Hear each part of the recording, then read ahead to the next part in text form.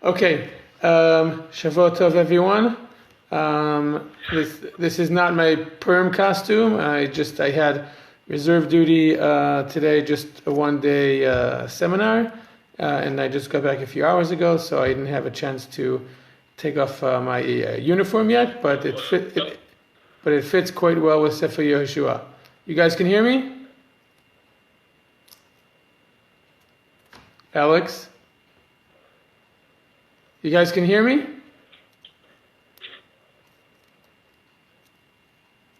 Hello?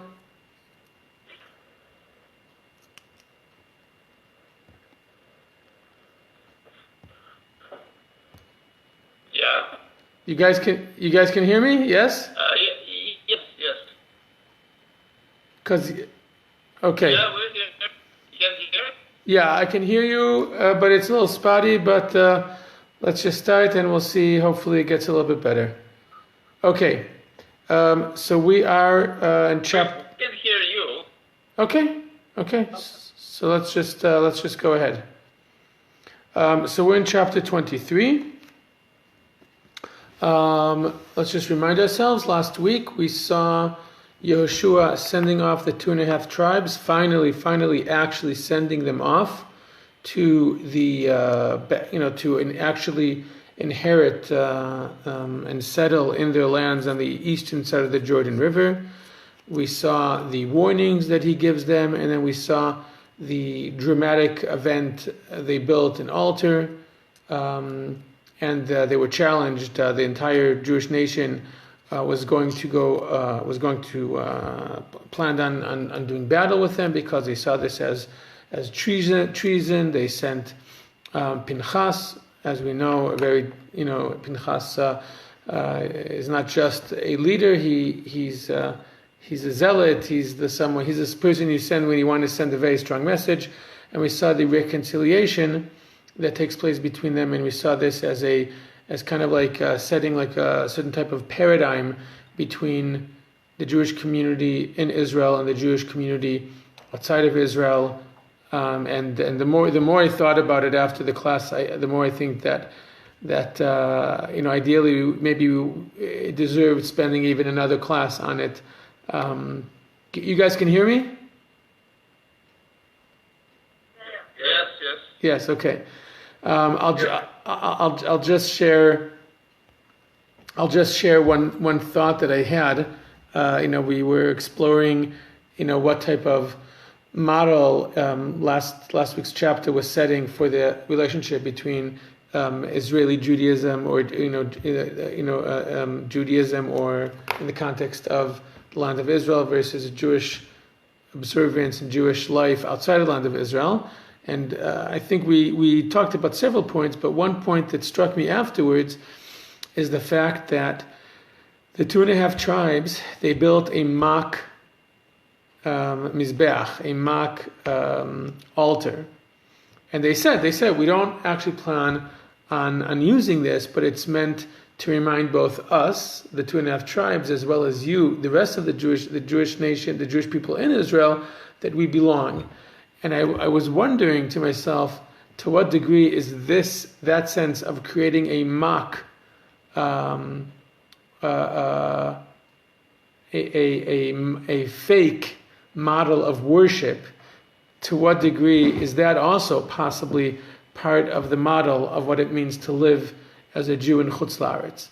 And I know that might be a harsh statement, but it's kind of like just something that I couldn't help wonder after last week's the discussion that we had, that possibly that is part of the paradigm as well. Not only that the Jews outside of Israel feel the need, in order for their own legitimacy, their own Jewish legitimacy, they feel the need and the dependency of the recognition of the Jews in Israel, and also on the other hand, that the Jews in Israel have the temptation of disregarding, discounting the Jews living outside of Israel, but also possibly, those are the main points we spoke about last week, but also this idea that kind of struck me, that the Jews outside of Israel find themselves creating mock worship models, that are fake, but they're necessary in order to keep the Jewish identity outside of Israel. So even though it's not maybe the real way to worship, it's still the one needed in order to keep some type of resemblance to the authentic version. And I know that's a harsh statement, and therefore it's just kind of like a thought that I had that I wanted to toss out there. Okay, you guys still with me? You can hear me? Yeah. Okay. Yeah. Okay, so we're going to start. We're going to start off chapter 23. It's not a very long chapter, which is fine because we don't have that much time because we started late because of the technical difficulties. We're going to start off reading verse 1 to verse 6. Okay, the whole chapter has 16 verses, 16 psukim. Now I'll give a slight introduction. We've reached the last two chapters of the book. Okay, both chapters consist of speeches being given by Yehoshua before his death.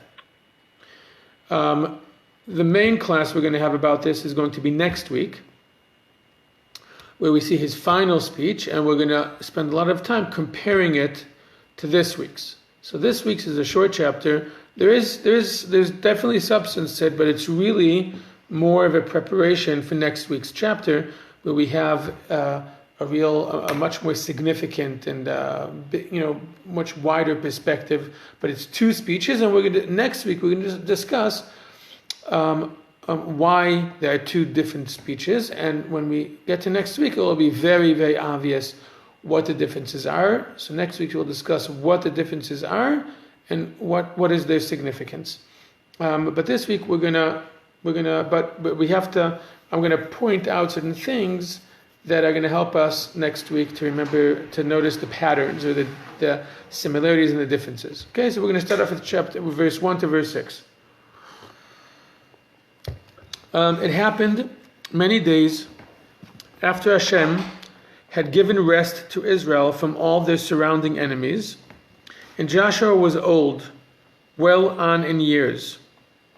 Joshua summoned all of Israel, their elders, their heads, their judges, and their marshals, and said to them, I have aged,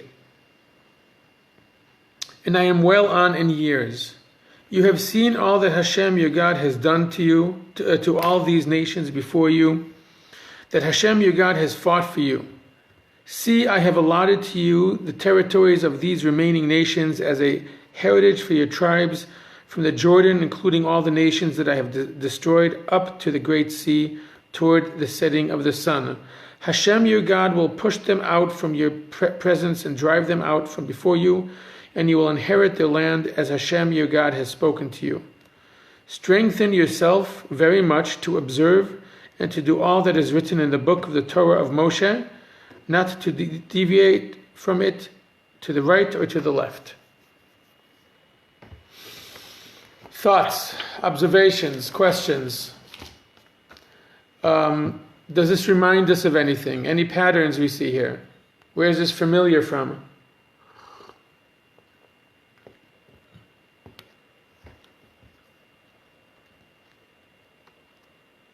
Looks like the last speech of Moses. In what way does it seem like the last speech of Moses? I don't disagree. But what here reminds you of Moshe's speech? I agree with you, it does. It does have certain resemblances.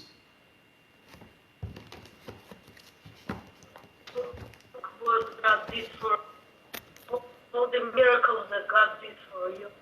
And Okay, so wait. Exactly what's written and what. Wait, this is a very important point. You said all the miracles that God did for them. This is a very important point, especially because of what we're going to see next week. But which miracles is Yehoshua speaking about? He's talking about miracle that was done in Eretz Israel. Only. He's only talking, and by the way, he doesn't even say miracles. He doesn't use the word miracles. He's not actually describing the fall. He doesn't mention. So first of all, he's not mentioning any of the miracles, right? The miracles is the splitting of the sea. The miracles is the Exodus. The miracles is maybe the giving of the Torah. So he doesn't mention any of the miracles. And even the miracles he's referring to in Israel, he doesn't explicitly say, he doesn't mention the crossing of the Jordan, which was a miracle. He doesn't mention the walls of Jericho falling miraculously. He doesn't mention the hail, the rocks that fell on, the fleeing army of the Ai, which was a miracle. He doesn't mention the sun standing still in the battle of the Ai, which is a miracle. He doesn't mention any of the actual miracles. He's mentioning that God was with us, or God made our enemies fail. Right? So I agree with you. Those miracles that I mentioned before are included within that, but he doesn't specify the miraculous. He doesn't seem to be focusing on the miraculousness of them. What is he focusing on? He's not focusing on the wow factor. What is he focusing on? And therefore, and before we try to answer that, any other things that this reminds us of?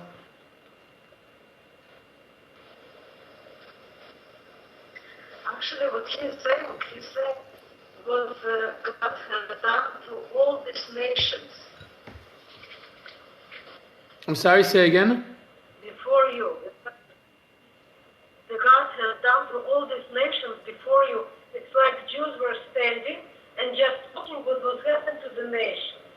No. Before you means in front of you, meaning as you were approaching them to attack them, meaning basically saying that you had to do very little, meaning God made it very, very easy for you, that they fled from you, that you won very, very easily. Meaning it's referring to what you were talking about before. I think he's hinting to the miracles that you're talking about, but he's not specifying them. Okay, in order to try to help us a little bit, okay, you know what? Just to kind of lead us there a little bit better, look at verse 6. Okay, verse 6. Where do we know this from? Strengthen yourselves very much to observe and to do all that is written in the book. Some of you might have a slightly different translation. What does it say in your translation?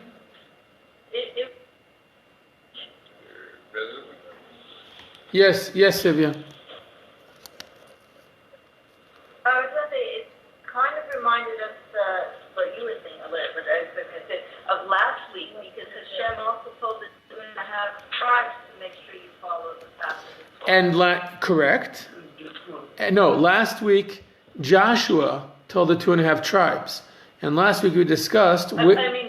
Sorry. Yes, but you're right. But last week, absolutely. But last week we understood it as reminding us of a previous location. What was the original place in which we met that phrasing?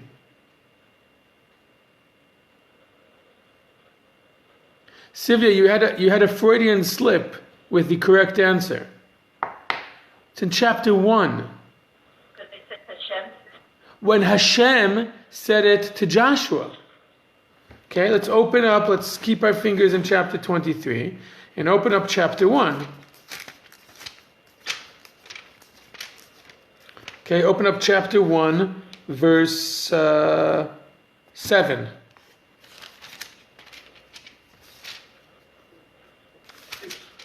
Right, Sylvia, since you read it last week, why don't you go ahead and read it now also? Only be very strong and courageous to observe to do according to the inspired Torah that Moses my servant commanded you. Do not deviate from it to the right or to the left, in order that you may succeed wherever you will go. Okay?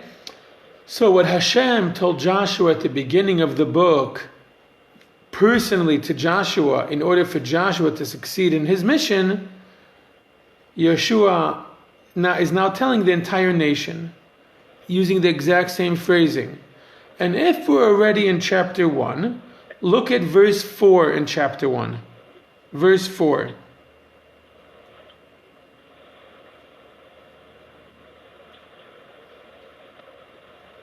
Sylvia, you want to go ahead?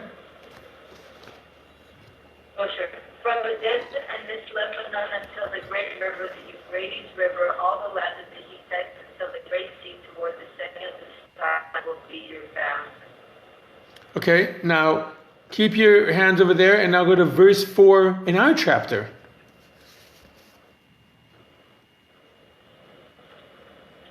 See, I have allotted to you the territory of these remaining nations as a heritage for your tribe, including all the nations that I have destroyed, up to the great sea towards the setting of the sun. Same phrasing, same references. Right? You guys see it? Now, so what does this mean? Again, when is this event taking place? In chapter 23, when is this event taking place? It's taking place, it says, right? It's not towards the end. This is the end. Meaning Yehoshua is giving his final speech. Okay? And he seems to be building this speech as a counterbalance to the first chapter. In the first chapter, he was told that his job is to inherit the land from the Lebanon to the sea to the nation. And he was told that he should be careful not to deviate. He should be strong and resolute, not to deviate from the Torah of Moshe right and left. And now he's passing that on to the Jewish people. Right? Last week the 2.5 tribes, and now to the rest of the people. Just do not deviate and keep the laws, be strong and resolute, etc., etc. This, it seems to be like he's kind of closing what began, the mission that he began with. He now is coming to the end, and he seems to be, like, I guess closing the circle of the mission that was given to him, and he seems to be saying, "I've completed my mission. I've here, like right in verse 4 by us, he says, I have allotted to you the territories of these remaining nations as a heritage for your tribes, from the Jordan, including all the nations that I have destroyed, up to the great sea, toward the setting of the sun." Where is he taking that phrase from? He's taking that phrase from the charge that he received when he became the leader. When God gave him the mantle and gave him his charge of what his responsibility is, he told, you are going to take them in. You are going to give them this land from the sea until up to the great sea toward the setting of the sun. And now he's saying, I've done this. I've completed my mission. This is Joshua as the leader speaking to them. He's basically saying, I've done my job. I've completed my mission. That's what he seems to be saying. Ideas, thoughts, comments? I don't know. It doesn't look that he finished what he was supposed to do. Why not? Of course. You have to be strong and courageous. You have to be strong and courageous to keep all the mitzvahs. It looks like he did, but he didn't. He didn't finish everything. You're right. What didn't he finish? Also, because we know it. The earth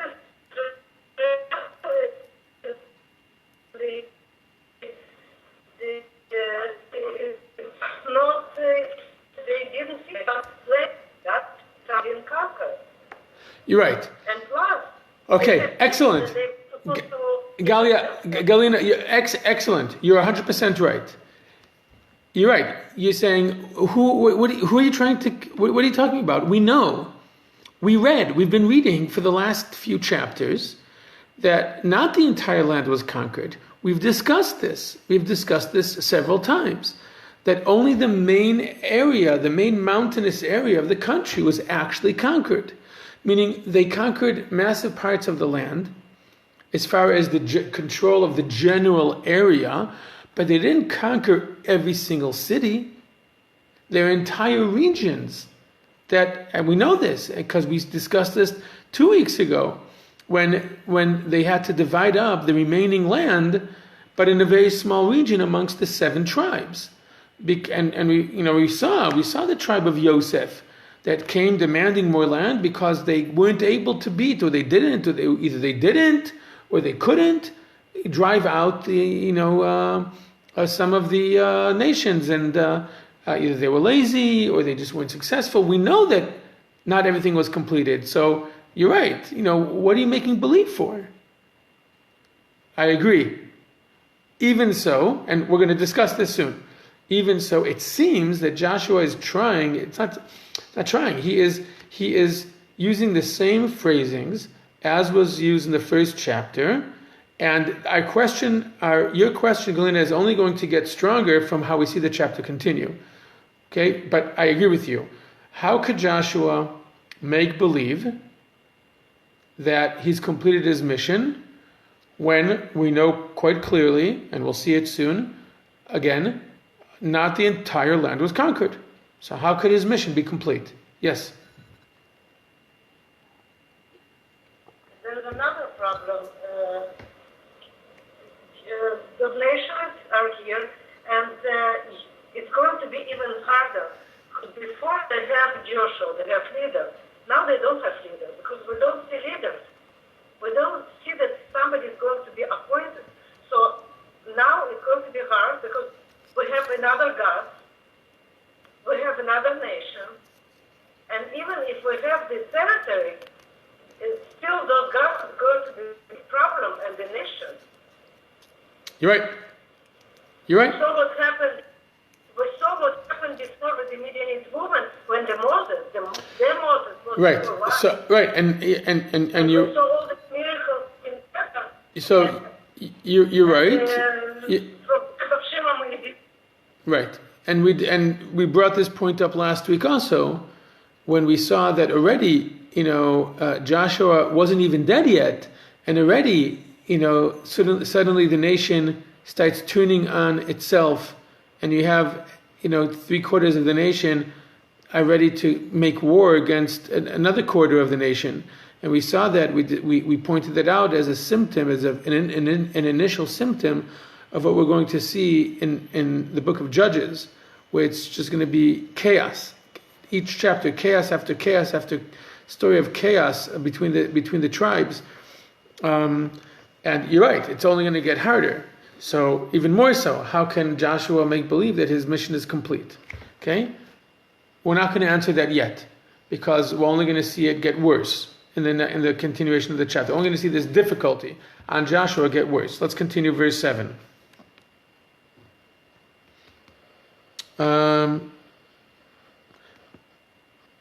Here we go, verse 7. Not to come into these nations, those who still remain with you, you shall not mention the name of their gods, and you shall not cause others to swear by them. You shall not serve them, and you shall not bow down to them. Only cling to Hashem your God, as you have done up to this day. Hashem has driven out great and powerful nations from before you, and not a man has stood against you to this day. One of you chased 1,000, because Hashem your God, it is He who fought for you as He spoke to you.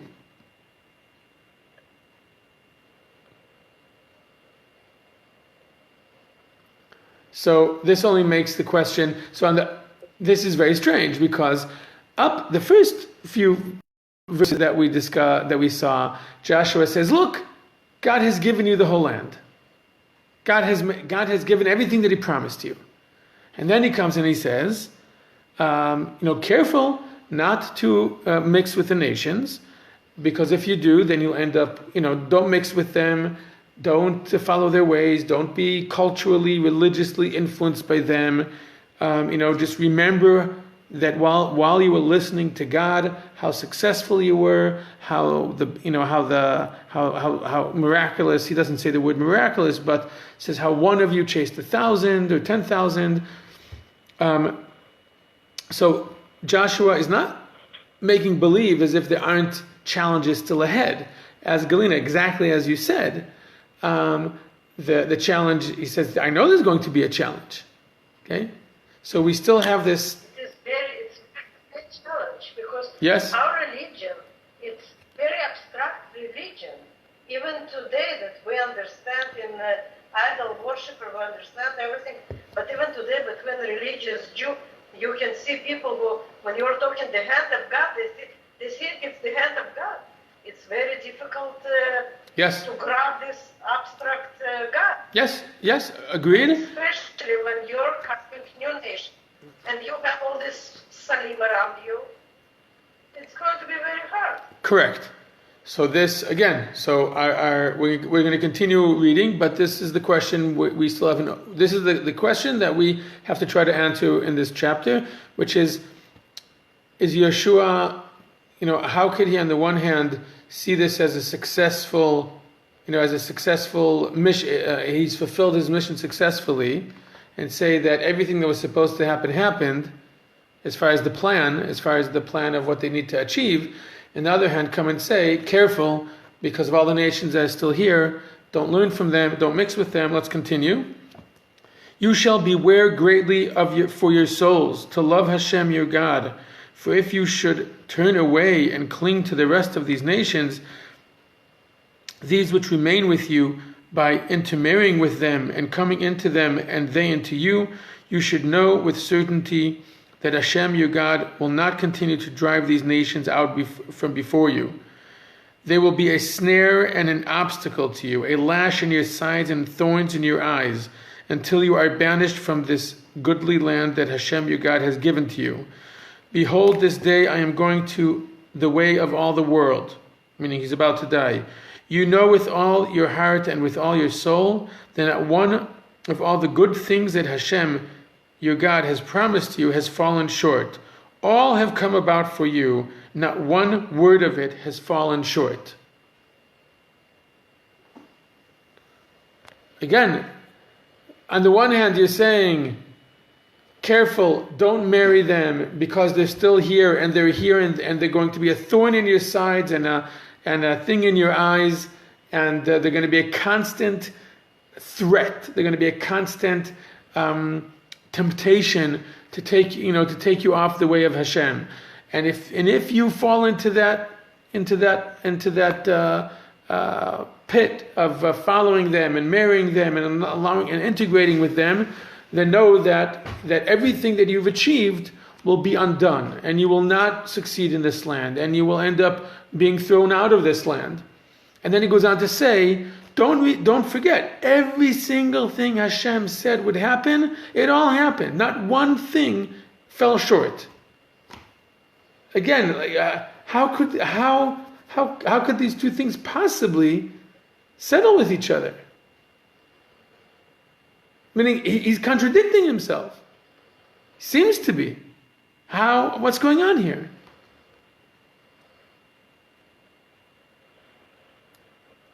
Ideas, thoughts.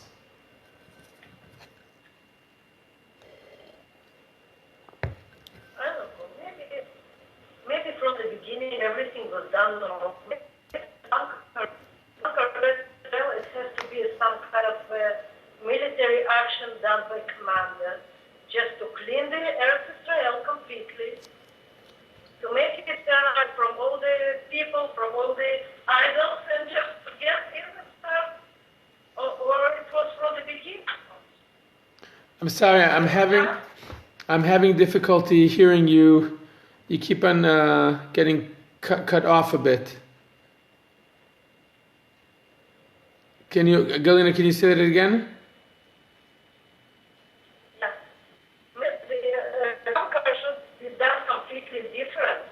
Maybe it should be done first to get commander to get into the Eretz Israel with the God help, just to clean everything, because it's very hard. We're talking about conquer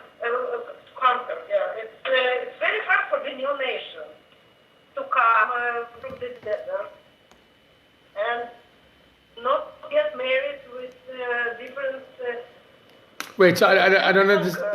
So I don't understand how that how I'm you're trying to explain how it could fit. You're giving an answer, or are you adding to the question? I'm trying to tell no, maybe I'm just asking the question. Maybe from the beginning it was done wrong. Oh no. Because they are trying to... Well, no, but wait, what was done? You're saying maybe from the beginning it was done wrong, but what was done wrong? We read chapter after chapter of the southern campaign, the northern campaign, the dozens of cities that were conquered and kings that were executed, chapter after chapter of battle after battle. Huge areas of the land. For 14 years they didn't actually. This is what they were doing. What was done wrong? And if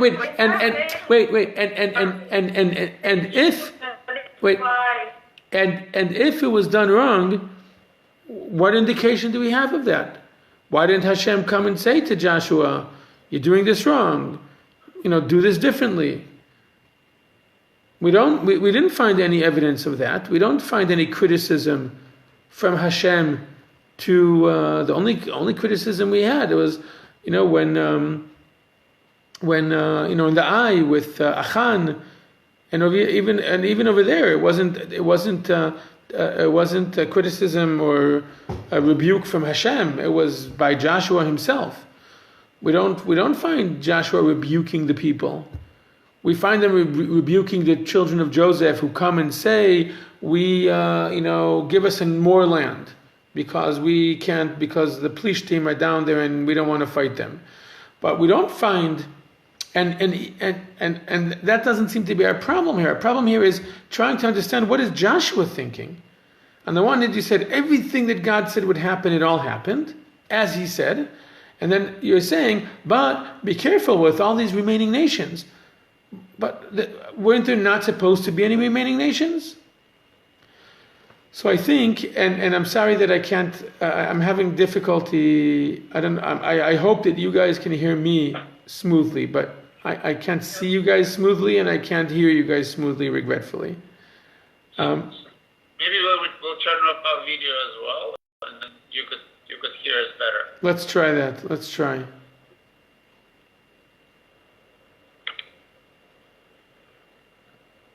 Well, can you hear us? Yeah, I can hear you. I can hear you a little bit better now. Better? Only slightly better.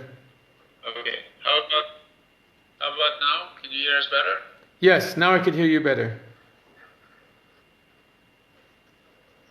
Okay, so now I can't see you, but but yes, now I can hear you. Now I seem to be able to hear you better. Okay, so I think I've said a few times what seems to be the difficulty here, and I'm not sure I have a clear answer to this, because I've been looking and looking, and the only answer I could come up with is that maybe our assumption. You guys can hear me? Yep. Maybe our assumption about what was supposed to happen is wrong. Meaning that's the only answer I can think of. Meaning Joshua is basically telling us here the situation as it is right now, at the end of his days, where this in-between status, the entire nation is in the land, okay? Right? He doesn't talk right now about the big picture, the big historical picture. We'll get to that next chapter. But he was supposed to bring them into the land. Check. Done. He was supposed to lead them in conquering the land. In conquering, in beating off the nations. Check. Okay? That was the mission that he got. In chapter 1, did it say that his mission is to cleanse the land until there are none of the 7 nations are left? No. Yes, to Moses he was said, and the Jewish people in the Torah was said that we are to drive out the 7 nations. Yes, and they were supposed to annihilate all the nations because they are evil and because of God gave us the land, and etc., etc. You guys still with me? I can't tell because I can't see you. Yes. Yes. Yeah, yeah, yeah. But in Joshua's charge, in chapter 1, we don't see reference to annihilating the 7 nations, right? We don't see, I think, it doesn't say that you will destroy everyone and there won't be anyone left. It says no one will stand up to you. No one did. All the battles that they fought, they won, right? The eye, was they lost the battle, but eventually they won the war. So everything that Joshua was supposed to lead them in, it did all happen. But what it means is, okay, and this connects to Galina, what you were saying earlier, what it means is his mission was not to bring them to their final, perfect, ideal situation, right? He wasn't told, and build Bet HaMikdash for them. That was not his charge. Moshe was told, right, that eventually God will choose a place to reside in, right? And then all of the nation will come to the place which God has chosen. But that was not referenced in chapter 1. It was not Joshua's job to complete Jewish history, to bring Jewish history to full completion. That was not his job. His job, it seems, was to bring them exactly to this point, where they've entered into the land. That was the most important job, and to settle them in the land, not necessarily to settle them in the entire land, not to bring them to perfection, rather to bring them close enough so there's still enough that they are charged with, that they still have to do themselves. Meaning he's bringing them to a certain point where enough has been done for them, or enough has been done through them. They've been assisted enough to get to the next stage. The next stage is this: you're in the land. You're no longer a wandering people. You guys can still hear me? Yes. Yep. You are no longer a wandering people. You are a people that have a land. Every single Jew now has a piece of land. It's a completely different state of being now. As far as, and it's not gonna, it can't happen overnight, or in 1 year, or in 10 years, or 14 years, or as we'll see with the next book, or even 350 years. There's a huge transition that's going to be taking place here. And one of those, it seems, one of the big elements of that transition involves confronting other nations, meaning living with other nations among us as a threat, as a temptation, as a challenge. We'll see in Sefer Shoftim especially, we'll see how this takes shape. But that's what it seems. It seems that he says, I've done everything I was supposed to do. God has done everything he said he would do at this stage. And now, this stage has been brought to its conclusion, and now we know what that stage was, to the point where large parts of the land were conquered. All the nation has received, all the tribes have received their distinct area. Every household has received some amount of land, and now they need to learn how to deal with that. And they're being told, be strong, and to stay, to continue. He knows that whether it's because they're now living separately, further away from each other, or because they're no longer living around the Mishkan, or because there's no longer one big personality who's the leader, or if it's all those things together, or it's because they're now living in proximity to other nations, or whatever factor, it's going to be a challenge. A bigger challenge than it was until now, because as he says, until now, you were listening to God. and therefore you succeeded. Beware to continue doing that, because if you don't, as we know they won't, you will fail. And that obviously is a lesson that they need to learn. And this transition that they're going to go through from living in the desert, living with Moshe, living with the Yehoshua, living around the Mishkan, to living in the land of Israel. But it seems that even with Yehoshua, with the prophet, with the miracles, it's still stages of the redemption, of the unfolding of the Jewish destiny. You guys still with me? Yep. Yes. It's still stages, and those stages, and each stage ends, and it's not perfect yet. It's the next. It brings that historical era to its high point, to its conclusion, and then the next historical era, stage, challenge is going to begin.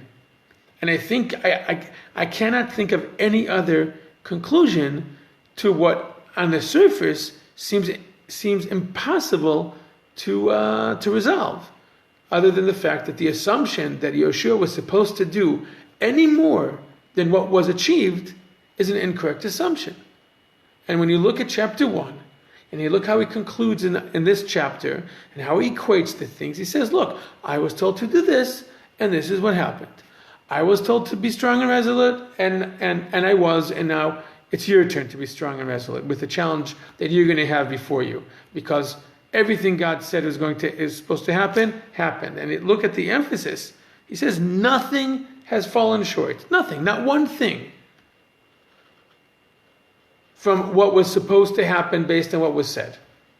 Problem is that we compare it to what we imagine is supposed to happen. We're comparing it to what we saw Hashem say to Moshe is going to happen. But Hashem didn't say to Moshe that's going to happen immediately when they come in. We'll see. That happens only with David HaMelech and Shlomo HaMelech. We still got 4 or 5 books to go. Judges, Samuel 1, Samuel 2, Kings 1. Only in Kings 2 is Bet HaMikdash built, is the final, is everything achieved. It's going to be 400. It's going to be 425 years after this event is the full, destiny going to be achieved. I think it's a very, very powerful concept in understanding, in kind of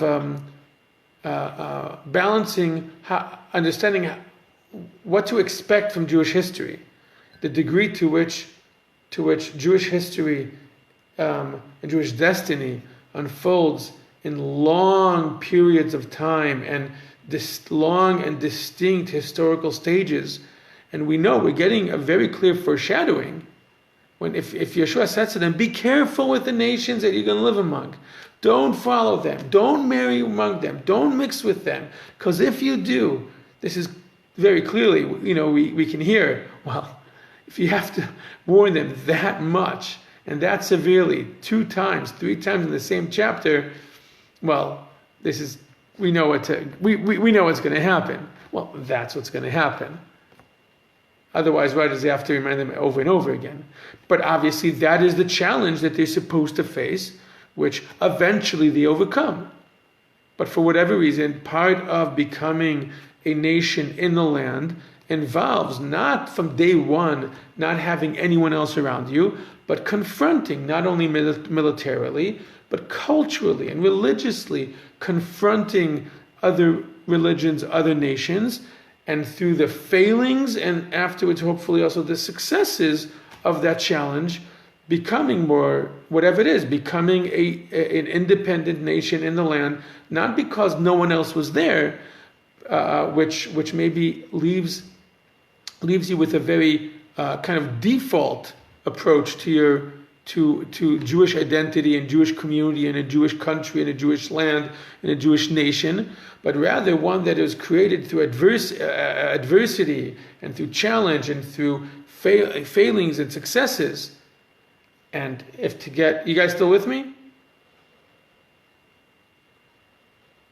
can you guys hear me? Yeah. I'm sorry that we can't see each other, Yeah. so this is becoming more of a monologue than we're accustomed to. So I apologize. And if I were to open up my political parentheses here, or political disclaimer, say this is a very, very relevant concept for our generations as well. From depending on what faction of what Jewish faction you're looking from at the beginning of the Zionist movement, at the beginning of the establishment of the state of Israel, the perspective that looked at the state of Israel, or at the Zionist movement with skeptical eyes, saying, "How could this be? This is not what we expected. This is not what we've been told is going to happen. Where are the miracles? Or where are the prophets? Where are the David Ben Gurion, davening 3 times a day and keeping kosher? This can't be." There's an expectation that the moment the redemption takes place, or the moment God is with us, then it's going to be all at once. It's going to be complete and perfect. And even here, and we see it over here quite clearly, that even with Yehoshua, and no criticism at any point up to this point in the book of Hashem that things were done incorrectly, and he says, no, this is what was supposed to happen. I'm supposed to leave the stage when there are nations around you, and be careful and beware. And the relevance to our generations is it's mind-boggling, the similarity. How on the one hand, miraculous wars and successes and the numbers of people, of Jews living in Israel within such a short period of time, and the successes of the state of Israel, it's as miraculous as the events of the book of Joshua, as much if not more. But we see ourselves constantly over the decades, last 100 years, 70 years, 60 years, discovering and being forced to struggle with who we are as a nation because of the other nations around us. Does that mean that we don't want to find a solution? Of course we do. But you find here a model which is it's as if you're reading the events of the last 25, 30 years. And Joshua is saying to them, I'm warning you, be careful. It will be a challenge and you will fail.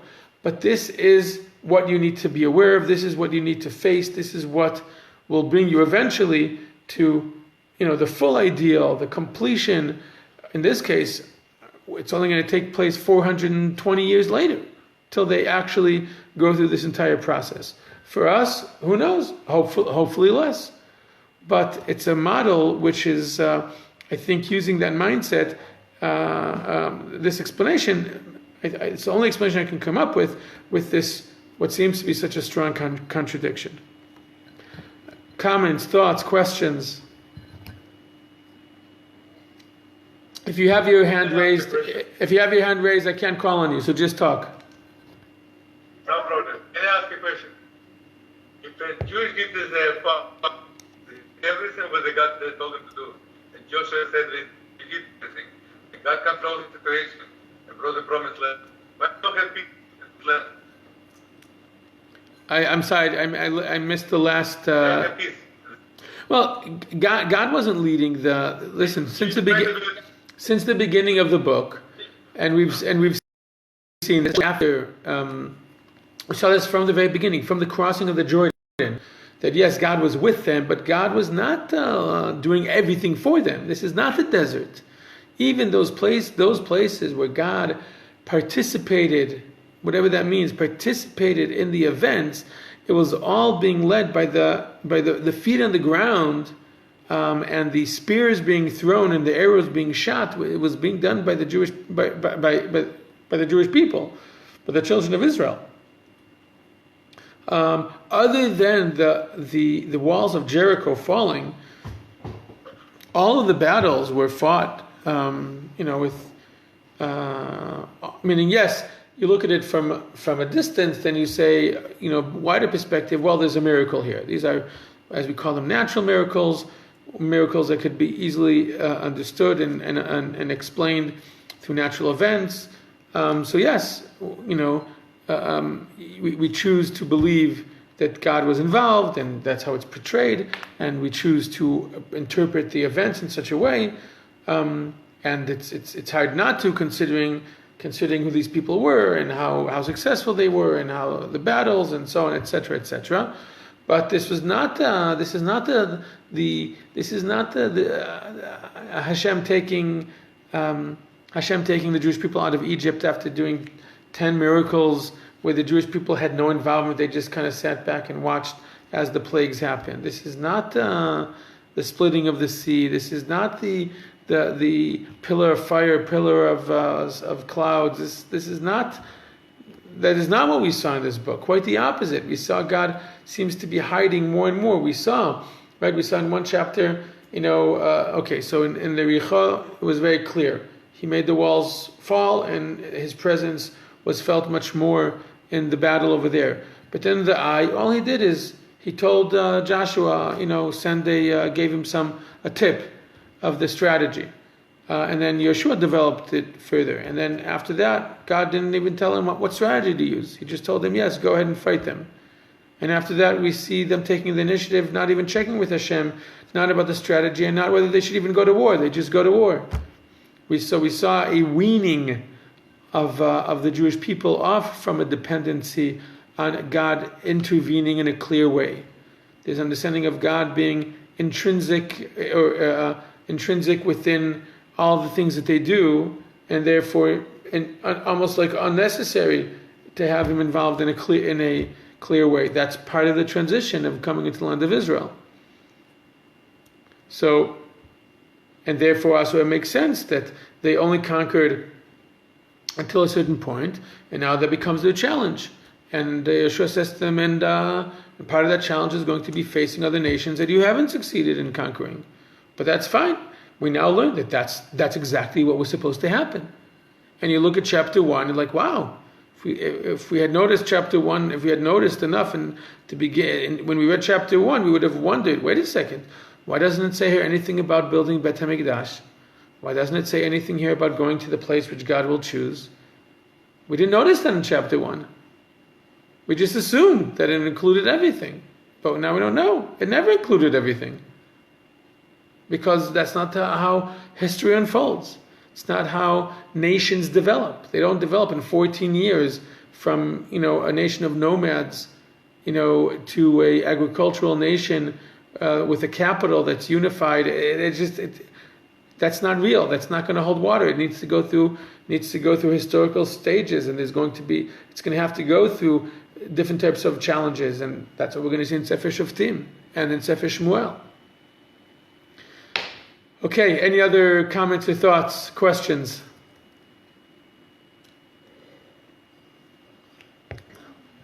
Hopefully you guys can still hear me though. Yeah, we can. Okay, so I think we'll conclude here.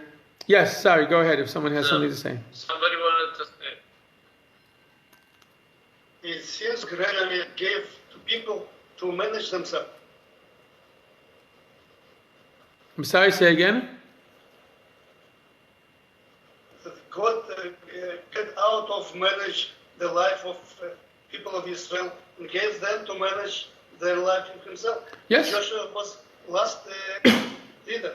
Yes, correct. That's right. He's been doing that already throughout Sefer Yehoshua, but as long as Yehoshua is still there, then there's still this focal point that they can depend on.